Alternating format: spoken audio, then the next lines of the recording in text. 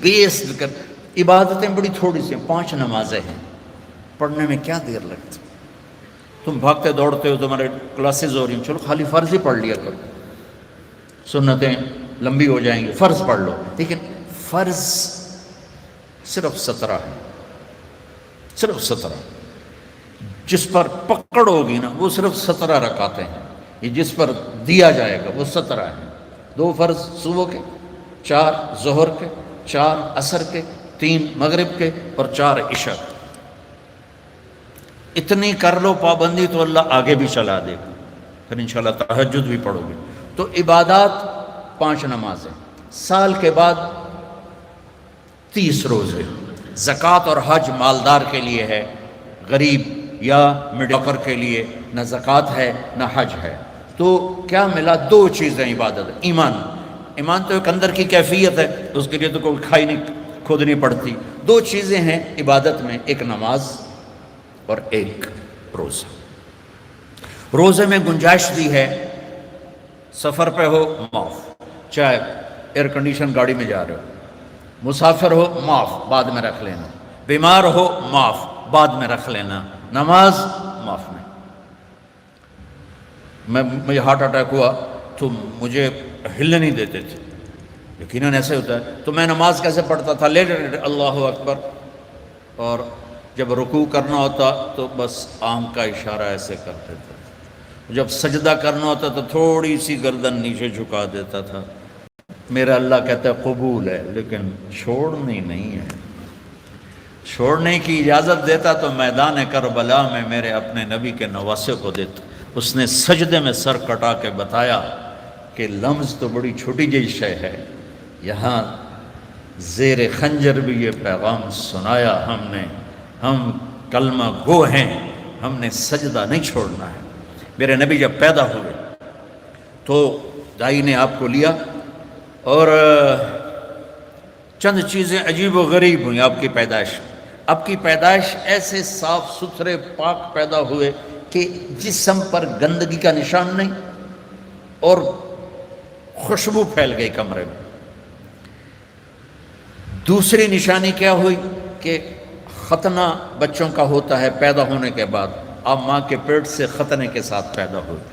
تیسری، ماں کی ناف اور بچے کی ناف اور ماں کی آنت آپس میں جڑے ہوتے ہیں تو اس کو کاٹنا پڑتا ہے. تو میرے نبی اندر سے کٹوا کے آئے، اللہ نے اتنا ہی آسانی سے پیدا کیا. اب معصوم بچے کو دائی تھی، انہوں نے رکھا، ساتھ لٹایا، حضرت آمنہ کے ساتھ لٹایا. اب اس معصوم بچے میں کوئی حرکت نہیں، لیکن مجھے دیکھنا، آپ لیٹے نا، آپ جب ایک دم آپ نے ایسے کروٹ بدلی اور سجدے میں سر رکھا اور گھٹنے اٹھا دیے، جیسے فزیکلی ہم بڑے سجدہ کرتے ہیں ایسے آپ سجدے میں چلے گئے اور لمبا سجدہ کیا. وہ ماں اور دائی تھر تھر کانپنے لگی کہ یہ کیا کر رہا ہے. پھر اس کے بعد آپ نے دونوں ہاتھوں کے پر پریشر کر دے کے سینے کو اوپر اٹھایا، پھر اس ہاتھ پہ پریشر دے کے اس ہاتھ کو اوپر اٹھا کر ایسے شہادت کی انگلی اوپر اٹھائی تو سارے کمرے میں نور ہی نور پھیل گیا. تو میرے نبی نے اعلان کیا سجدہ لے کے آ رہا ہوں. میرے نبی کے نواسے نے سر کٹا کے بتایا کہ سر تو کٹ سکتا ہے، سجدہ نہیں چھوٹ سکتا. یہ سختی سے نہیں، اندر سے پڑھی جاتی. میں جب تھا سنٹ ماڈل اسکول تو ہمارے ایک ہاسٹل کے وارڈن آ گئے، طالب حسین رحمۃ اللہ علیہ، تو وہ نمازی تھے. باقی جو وارڈن آئے وہ نمازی نہیں تھے. 3 وارڈن میری زندگی میں آئے وہاں 5 سال میں، تو وہ طالب حسین صاحب بیچ میں تھے، وہ نمازی تھے. تو انہوں نے سارے بچوں پہ نماز لازمی کر دی، تو حاضری ہوتی تھی. رمضان شریف کا مہینہ، رمضان شریف اور عشاء کی نماز، اور میں سب سے آخر میں تھا، اور میرا روم میٹ آیا، مر گیا اللہ اس کی بخشش کرے، اس کی میری 4 پیسہ ساتھ تھی، تو میرے قریب، اس کا نام تھا جاوید، تو میرے قریب آ کے کھڑا ہوا اور عشاء کی نماز کی نیت کرنے لگا. ہمارے وارڈن کا نام تھا طالب حسین، تو اس نے زور سے کہا 4 رکعت نماز فرض عشاء واسطے طالب حسین دے، اللہ اکبر. اچھا، اب میں بھی واسطے طالب حسین ہی پڑھ رہا تھا، میں اللہ کے لیے تو نہیں پڑھ رہا تھا، تو میں نماز میں ہی اس کو کہتا ہوں، وہ ایک ہی کیتا ہی وہ میں نے آدھا میں طالب حسین دی پڑھدا پیا، کیڑا اللہ دی پڑھدا پیا، اللہ۔ تو ماں باپ شدت کریں یا ٹیچر شدت کرے، اس سے نہیں ہوگا، یا گورنمنٹ کہہ دے نماز فرض سارے پڑھو، لوگ بے وضو پڑھیں گے۔ یہ اندر کی نماز ہے، جیسے حسین نے پڑھ کے دکھا، ٹکڑے ٹکڑے ہو کے پڑھ کے دکھا۔ تو ہمارے اوپر تو کربلائیں اللہ نہیں لا رہا، بڑوں پہ بڑے امتحان آتے ہیں، بچوں کی نماز نہ چھوڑو، رمضان شریف آ رہا ہے، روزے نہ چھوڑو۔ تم سب جوان ہو، ہاں کوئی بیمار ہو جائے تو جوان بھی بیمار ہو سکتا ہے، لیکن رمضان ایک مبارک مہینہ ہے، سارے گناہوں کی معافی اس میں۔ رمضان کا مطلب پتہ کیا ہے؟ جل جانا، جل جانا۔ رمضان کا مطلب ہے جل جانا۔ تو یہ جل جانے کا روزے سے کیا تعلق ہے؟ روزے سے اس کا تعلق یہ ہے کہ پورے سال کے گناہ اس مہینے میں اللہ ایک ایک دن کر کے جلاتا ہے، اور آخری روزے پاک کر کے صاف کر کے کھڑا کر دیتا ہے۔ تو نماز پڑھو، روزہ رکھو، تراویح پڑھو، اگر اپنی جگہ پر ہو 8 پڑھ لو، 20 پڑھ لو، لیکن تراویح کا سجدہ ضرور دو، کہ تراویح کے ہر سجدے پر 1500 نیکی لکھی جاتی، ہر سجدے پر 1500 نیکی لکھی جاتی۔ تمہارے باہر کتنا پہرا ہے؟ یہاں تمہاری مسجد والے نا ایک اشتہار لگا دیں، جو ہمارے ہاں تراویح پڑھے گا 150 روپے فی سجدہ، انہوں تھوڑا گیٹ توڑ کے اندر آ جاؤں، چوکیداروں نے چاہ کے او مارنا ہے، تو دادیاں نے بھی چاہ دادا چلو تراویح پڑھیے، دادیاں تے لڑائی ہو جائے، ایک آکھے گا میں لے جاؤں، دو آکھے گا میں لے جاؤں۔ اور میرے بچوں، اللہ ہر سجدے پہ 1500 نیکی لکھتا ہے۔ اور شام کو جب آپ روزہ افطار کرتے ہیں، اس دن سارے گناہ معاف ہو جاتے ہیں، اور آخری رات سارے سال کے گناہ معاف ہو جاتے ہیں۔ رمضان میں موت آ جائے حساب نہیں ہوتا، جمعے کی رات کو موت آ جائے حساب نہیں ہوتا، جمعے کے دن شام تک موت آ جائے حساب نہیں ہوتا۔ اللہ ایسا مہربان ہے۔ ایک نے مجھ سے پوچھا پھر رمضان کے بعد حساب لیتا ہے؟ میں نے کہا اللہ بڑا سخی ہے، وہ دنیا کا بادشاہ لیا بھائی میرا قرضہ واپس کر، اور جب ایک دفعہ معاف کیا تو پھر معافی کی کریں۔ وہ ایک آدمی کہنے لگا ویکھو جی نور جہاں 27 رمضان نو مر گئی، میں کہ اللہ تو مقدمہ کر دے کہ 27 نو مر، 27 رمضان شب قدر میں، بھائی پتہ نہیں اللہ کو نور جہاں رحمت اللہ علیہ کی کون سی نیکی پسند تھی جس پر اسے شب قدر کی موت عطا فرمائی۔ کبھی کسی کو حقیر، ابھی چند دن پہلے میرا ایک جاننے والا فوت ہوا ہے، کمیونسٹ، دہریہ، ساری زندگی کتابیں اسلام کے خلاف لکھی، شاعر بھی تھا اور شاعری بھی اسلام کے خلاف کی، اور مرتے ہوئے 3 دفعہ کلمہ پڑھا، مر گیا۔ اب بتا اللہ کو اتنی ساری نافرمانی کے بعد کیا چیز اس کو اللہ نے دیکھی اور پسند کی کہ موت پر اسے کلمہ نصیب فرماتی۔ تو کبھی کسی کو حقیر نہ جان۔ اور دوسرا رخ ہے نبی کی زندگی کا، وہ میں پہلے سے لے کے آ رہا ہوں، اچھے اخلاق۔ اپنے گھروں کو خوبصورت بناؤ۔ کتنا شوق ہوتا ہے بچیوں جب شادی ہوتی ہے کہ میرے گھر کی ڈیکوریشن ہو، ایسا کچن ہو، ایسا ڈائننگ ہو، ایسا بیڈ روم ہو، ایسا ڈرائنگ روم ہو۔ تو اپنے گھروں کو اگر سجانا ہے تو بچوں اچھے اخلاق سے سجاؤ۔ دیکھو بیٹی کو رخصت کرنا آسان نہیں ہوتا ہے، ہم نے 2 بیٹیاں رخصت کی ہیں۔ آج تم کسی کی بیٹی کو گھر لے کے جا رہے ہو، قربانیاں یہ دیتی ہیں، تم تو اس کو گھر سے نکال کے لے جا رہے ہو۔ یہ اپنے ماں باپ کو چھوڑتی ہے، یہ بہن بھائیوں کو چھوڑتی ہے، یہ اپنی سہیلیوں کو چھوڑتی ہے، اپنی روٹین چھوڑتی ہے، اور سسرال کی روٹین میں اسے سیٹ ہونے میں وقت لگتا ہے، لیکن چوتھے دن ساساں دی یہ تو دل ہی نہیں لگتا پیا، یہ تو ماں نو ہی فون کیتی جاندی، ماں نو ہی فون کیتی جاندی۔ ابھی 2 دن پہلے کیس آیا میرے پاس کہ جی مجھے کہتے ہیں یہ تو ماں سے ہی باتیں کرتی رہتی ہے، جس نے جنا ہے اس کا کوئی حق نہیں۔ کہ بیٹا بالکل حق۔ تو آپ انڈونیشیا کا کلچر ہے کہ بچے کی شادی ہو کر بچی کے گھر جاتے ہیں، چونکہ وہاں لڑکیاں اتنی زیادہ ہیں کہ وہاں مقابلہ ہوتا رہتا ہے، تو وہاں بچے کی رخصتی ہوتی ہے، یہاں آپ بچیوں کی رخصتی ہوتی ہے۔ جس نے گھر چھوڑا، بہن بھائی چھوڑے، سہیلیاں چھوڑی، وہ کتنی بڑی قربانی کر کے پہنچی ہے، تم جاتے ہی اس کو تانے دینا شروع کر دو۔ تو اچھا اس پہ قابو رکھو اگر گھر آباد کرنا ہے، چونکہ ہمارا وہ کیا اس کہتے ہیں کمبائن ہے، وہ فیملی جو ایک سسٹم ہے، تو اس میں مصیبت پہلے یہ بہت اچھا تھا کہ سب مل کے زندگی گزارتے تھے پیار سے، اب یہ عذاب بن گیا ہے کہ ساس کے تانے الگ۔ ابھی 2 دن پہلے ایک بچی میرے پاس آئی، لاہور سے بس پہ چڑھ کے وہاں پہنچ گئی، کہا جی دیکھیں یہ میری 6 ماہ کی بچی ہے، اور میرا خامند کہتا ہے تو نے میری بہنوں کی بھی خدمت کرنی ہے، میری ماں کی بھی کرنی ہے، میرے باپ کی بھی کرنی ہے، میرے بھائیوں کی بھی کرنی ہے، اور مجھے بتائیں میری 19 سال عمر ہے اور یہ بچی میرے کندھے پر ہے، میں سارا دن نوکرانیوں کی طرح کام کرتی ہوں، پھر بھی رات کو اتنے تانے سنتی ہوں کہ رو رو کے سوتی ہوں۔ میرے بچوں، اگر آپ زندگی میں کوئی خوبصورتی دیکھنا چاہتے ہیں، اللہ کی قسم گاڑیوں سے نہیں، ڈگریوں سے نہیں، عہدوں سے نہیں، تمہارے اخلاق سے۔ اپنے اخلاق ایسے بناؤ کہ تمہاری بیوی تم پہ قربان ہو، تمہارے ماں باپ تمہارے لیے جھولیاں اٹھا کے دو۔ ہمارا علاقہ زمیندار ہے ماشاءاللہ، تو ہمارے ایک زمیندار دوست آئے مجھ سے ملنے، سنو غور سے، باپ کہہ رہا ہے مولانا صاحب میرا بیٹا آگ میں جل رہا ہو تو ہم ماں باپ اس کے لیے دعا نہیں کریں گے کہ اللہ اس کو بچا دے، اس نے ہمیں اتنا جلایا ہے، اتنا جلایا ہے کہ ہم کہتے ہیں ٹھیک ہے سڑ جا۔ ایسے نہ آپ بچیوں سے کہتے ہو، آپ پرائے گھر میں جا رہی ہو، جگہ بنانے میں وقت لگتا ہے، اور بولنے سے وقت جگہ نہیں بنتی، خاموش رہنے سے جگہ بنتی۔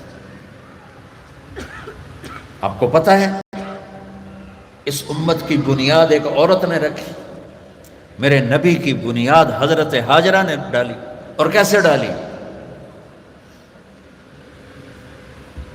حضرت ہاجرہ شہزادی تھی جو ابراہیم علیہ السلام سے شادی ہوئی، ان کی 20-21 برس عمر، ابراہیم علیہ السلام کو 84 سال عمر، اور اللہ نے بیٹا سارا کی بجائے ہاجرہ کو دیا، اور پھر کہا اس کو یہاں سے لے جا۔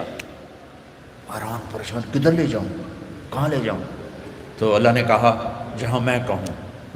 تو ابراہیم کہنے لگے مجھے کیا پتا کہاں جانا ہے؟ کہا جبریل آ رہا ہے۔ جبریل انسانی شکل میں اونٹنی پہ سوار ہو کر آئے، پیچھے ابراہیم اور ہاجرہ، اور مکے کے کالے سیاہ پہاڑوں میں جب پہنچے جہاں اس اپنی بیوی کو چھوڑ دیں اور چلے۔ ابراہیم علیہ السلام آگ میں گر رہے تھے تو کچھ نہیں بولے، کہا حسبنا اللہ ونعم الوکیل، اور جب جبریل نے کہا یہاں چھوڑ دیں، کہنے لگے یہاں کیسے چھوڑ دوں، یہ زندہ کیسے رہیں گے؟ کہا آپ کے اللہ کا امر ہے کہ اپنی بیوی کو یہیں چھوڑ دیں۔ اللہ ہر سال لے جاتا ہے۔ میں جب مکے کے پہاڑوں کو دیکھتا ہوں مجھے حضرت ہاجرہ یاد آتی ہیں کہ ایسے کالے پہاڑوں میں نہ انسان، نہ مرد، نہ عورت، تنہا چھوڑ کے جب چلنے لگے تو امتحان دیکھو۔ اللہ نے کہا بولنا کچھ نہیں، بس خاموشی سے واپس۔ وہ کہنے لگے آپ مجھے یہاں چھوڑ کے کہاں جا رہے ہیں؟ 20-21 برس کی شہزادی ہو مصر کی، اب مجھے چھوڑ۔ 3 میل چلتے رہے، کدئی بیت اللہ کی جگہ سے کدئی 3 میل ہے، 3 میل چلتے رہے اور وہ پوچھیں اور بولے نہیں، اور یہ پریشان ہو کر گھبرائیں اب مجھے میرے ساتھ کیا کر رہے ہیں، میں نے کیا قصور کیا ہے؟ 3 میل چلنے کے بعد انہیں خیال آیا یہ اللہ کا نبی ہے، کہیں کوئی اوپر سے نہ حکم آیا، تو کہنے لگی اللہ امر، کیا اللہ نے کہا ہے کہ مجھے یہاں چھوڑ دیں؟ تو بس سر ہلایا، تو ایک دم ایک نئی ہاجرہ نے جنم لیا۔ اذن لن یضیعنا اللہ، میرے آقا جاؤ، میرا اللہ مجھے ضائع نہیں کرے گا۔ عورت تو داستانی صبر کی ہے، کہانی صبر کی ہے۔ بیٹیوں صبر کرنا سیکھو، اور گالی کا جواب گالی سے نہ دو، تانے کا جواب تانے سے نہ دو، مسکرا کے جواب دو، رب ذوالجلال کی قسم اٹھا کے کہتے فرشتے بھی تمہارے قدم چومیں گے۔ یہ اخلاق اتنی، مارکیٹ تم تو پڑھتے رہتے ہو اکانومی، تو یہ ڈیمانڈ سپلائی میں جب اوپر نیچے ہوتے ہیں، جب ڈیمانڈ بڑھ جائے سپلائی کم ہو جائے تو قیمت بڑھتی کہ نہیں بڑھتی؟ تو سوکھا جائے قانون ہے۔ ایسے ہی میرے رب کی بارگاہ میں ڈیمانڈ اینڈ سپلائی کا قانون ہے۔ پوری دنیا کا ہر مرد، عورت، مسلم، نان مسلم اچھے اخلاق کا طلبگار ہے کہ میرے ساتھ اچھی ڈیل کی جائے، اچھا بولا جائے۔ اور سپلائی ہے ہی کوئی نہیں، کوئی میٹھے بول والا ملتا ہی نہیں، کوئی درگزر کرنے والا ملتا ہی نہیں۔ ایک بچے نے اپنی ساس سے معافی مانگی، کوئی بیوی کے ساتھ جھگڑا ہوا تو ساس سے معافی مانگی، تو اس بچے کی ماں اپنے بیٹے پر کیا کہہ رہی، اتنا بے غیرت ہو گئے ہیں، سس کو لو معافی منگی ہے تو اتنا بے غیرت ہو گئے ہیں۔ جب مائیں یہ سبق دیں تو پھر کیا ہوگا؟ تو بچیوں، میں بہت تھکا ہوا آیا تھا، میں راستے میں ان سے کہہ رہا تھا دعا کرنا کچھ اللہ کہلوا دے، کہ تھکاوٹ میری ہڈیوں میں اتر گئی۔ تو تمہاری برکت سے کچھ میں نے گھنٹہ سوا گھنٹہ بات کر لی ہے۔ میری ساری بات کا خلاصہ ہے، اچھے انسان بنو، اچھے مرد بنو، اچھی عورت بنو، اور اس کے لیے کردار بناؤ، کردار بناؤ۔ مغرب کی اندھی چال نہ چلو۔ میں کہ ویسے ہی مثال آ گئی، مغرب میں تو سورج بھی ڈوب جاتا ہے، تم کیسے طلوع ہوگے؟ سورج کہاں ڈوبتا ہے؟ مغرب میں جا کر ڈوبتا ہے۔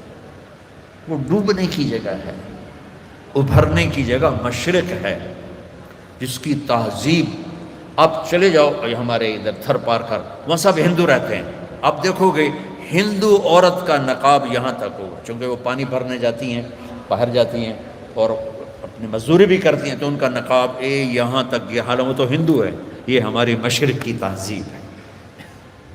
تو آپس میں کوئی لڑے ہوئے ہو، صلح کر لو، کوئی لڑائی جھگڑا ہو ہی جاتا ہے، جوان ہو، صلح کر لو۔ والدین زندہ ہیں، ان کی دعا لو۔ شادی ہو جائے، اچھے اخلاق سے بیوی کا دل لے لو۔ اولاد ہو جائے تو اولاد کو عزت دو۔ ہمارے ہاں ماں باپ کا بڑا جبر ہے کہ وہ اتنا رگڑا دیتے ہیں کہ یہ کتنے اے آئے تیرے، کتنے بی آئے، کتنے سی آئے، آج کل ہے نہیں آ گیا او لیول، اے لیول، 10.5 میٹرک تو ایف اے کی تھا۔ تو اب وہ او اے کے نیچے بچے ڈپریشن کا شکار ہو رہے ہیں، اتنے بڑے بڑے بستے اٹھا کے جا رہے ہیں چھوٹے چھوٹے بچے۔ تو اپنے بچوں پر شفقت کرو، اپنے بچوں کے ساتھ محبت۔ تمہارے ماں باپ سختی کریں، برداشت کر لو، لیکن جو والدین بیٹھے ہیں، مائیں بیٹھی ہیں، باپ بیٹھے ہیں، ان کو کہہ رہا ہوں اولاد کے ساتھ نرمی اور شفقت کا سلوک کرو۔ عرب اپنے بچوں کو اٹھاتے نہیں تھے، پیار نہیں کرتے تھے، یہ کلچر تھا عرب۔ اور سردار مجال ہی نہیں کہ کسی کے سامنے بچے کو پیار کرے۔ اور میں قربان جو میرے نبی حسن حسین کو یہاں نہیں اٹھایا ہوتا تھا، یہاں کندھے پہ بٹھا کے باہر آ جاتے تھے، کندھے پہ بٹھا کے، یہاں تھے، جو بڑا عجیب سا لگتا ہے۔ ایک بدو حیران، یا رسول اللہ یہ کیا کر رہے ہیں، آپ کو ان سے اتنا پیار ہے؟ انہوں نے کہا ارے اللہ کے بندے، میں نہیں، میرا اللہ بھی ان سے پیار کرتا، میرا اللہ بھی ان سے پیار کرتا۔ ہم نے کہا اکرموا اولادکم، بچوں کو عزت دو، ڈیگریڈ نہ کرو۔ تم بیٹیاں گھر جاتی ہو، کبھی تمہاری ماں نے اٹھ کے تمہارا استقبال کیا؟ آؤ بھائی، یا ابا نے؟ ابا تو ویسے ہی چڑھے ہوں، قرضہ سر تے چڑھے ہوئے، اور آدمی مقروض جو جتنا بڑا کاروباری ہے اتنا بڑا مقروض۔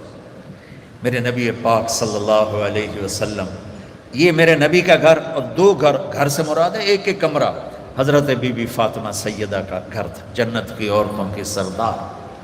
جنت میں نور کی چمک اٹھے گی تو جنتی فرشتوں سے پوچھیں گے یہ نور کہاں سے آ گیا؟ جنت خود نورانی، یہ کون سا نور ہے جو جنت کے نور پہ چھا گیا؟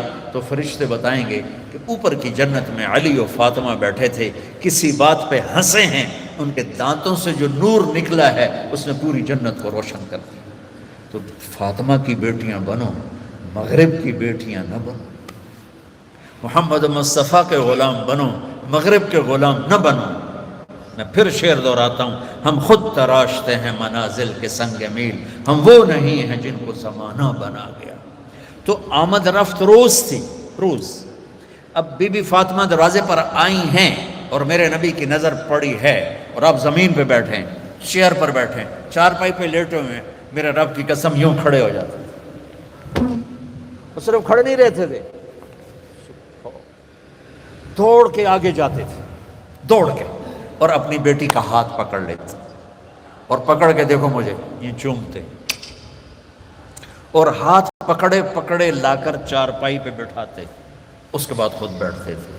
یہ ہے اولاد کو عزت دینا۔ پھر وہ جنت کی عورتوں کی سردار مائیں، یہ ماؤں نے ڈنڈا اٹھا، تیرے اے کتنے آئے، تیرے بی کتنے آئے، تیرے سی کتنے آئے، اس کو انسان بننے دو، اے بی سی چکڑ لو ان۔ ہمارے پاکستان کی پڑھائی تو کاروبار ہے، کوئی تعلیم تو ہے؟ تعلیم کا مطلب تو عقل کو بیدار کرنا ہے، نہ کہ پیسے کمانا۔ یہ ہمارے سارے تعلیمی ادارے کاروباری ہیں، چاہے لمز والے ناراض بھی ہو جائیں، کاروباری۔ تو ایک بچوں اپنے اخلاق اچھے کرو، معاف کرنا سیکھو، سہنا سیکھو، درگزر کرنا سیکھو، پھر تم دیکھنا زندگی کا مزہ کیسے آتا ہے۔ جیسے پیاس میں ٹھنڈا پانی پینے کا مزہ، بھوک میں روٹی کھانے کا مزہ، ایسے اللہ کی قسم تمہیں زندگی کا مزہ آ جائے گا۔ دیکھو غصہ نکالنے میں ٹھنڈک نہیں، پی جانے میں ٹھنڈک ہے۔ پانی پینے میں ٹھنڈک ہے، پیاس میں تو ٹھنڈک نہیں ہے، پینے میں غصہ پی جاؤ۔